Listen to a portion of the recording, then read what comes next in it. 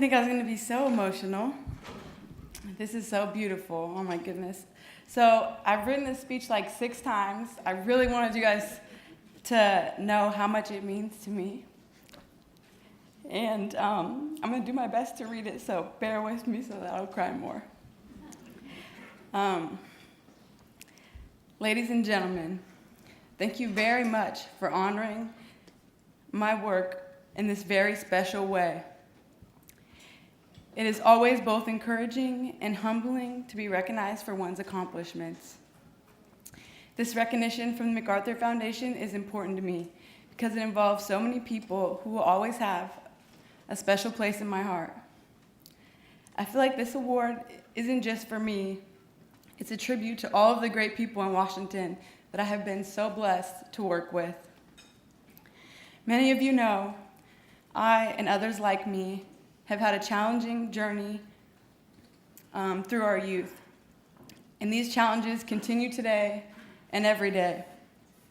For those of you who don't know about my journey, let's just say there have been some major road bumps and blocks called obstacles to my socialization process.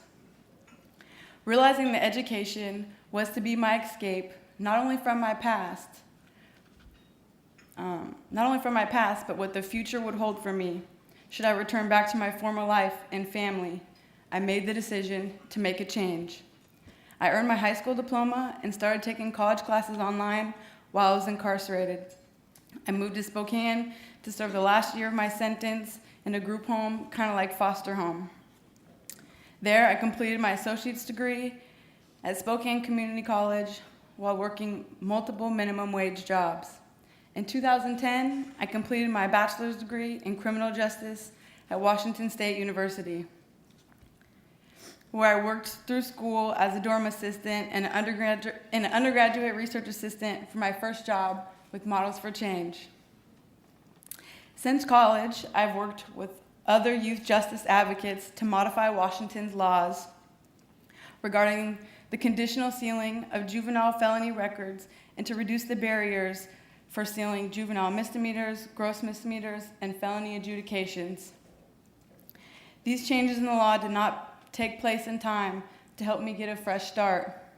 The only way that I could get beyond my past and to work with youth, like my long-term goal is, was to secure a pardon by the governor.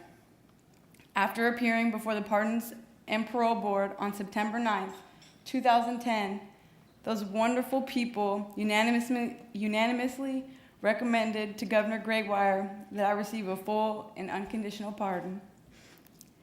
March 24th, 2011, I became the first juvenile offender ever in Washington's history to be granted a pardon.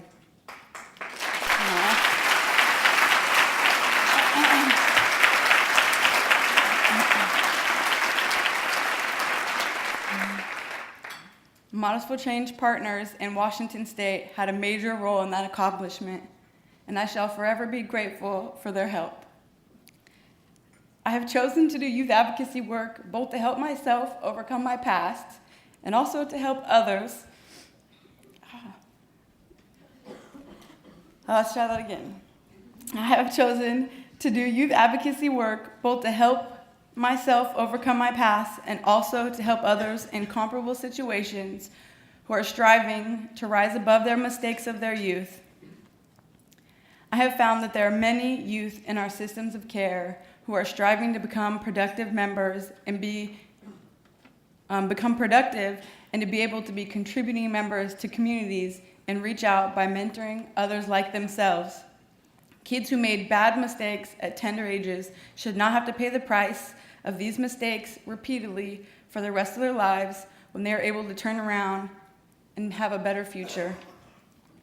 Most of you guys have heard the term youth voice. I may not be a youth any longer, but given my own experiences, I will be there and be the voice for the at-risk youth and help them to accomplish and achieve all of their goals.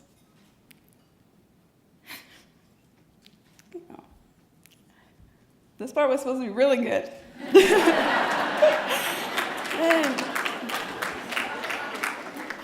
Oh man, okay.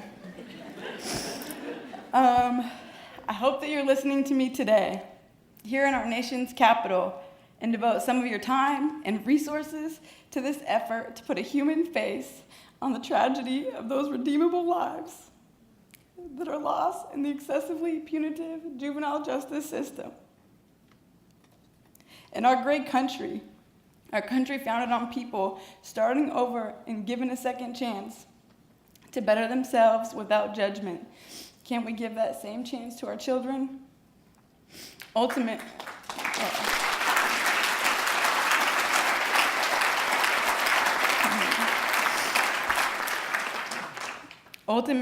I want all adults in our country to understand that our voice is the voice of all of the children and must be heard before they enter the system.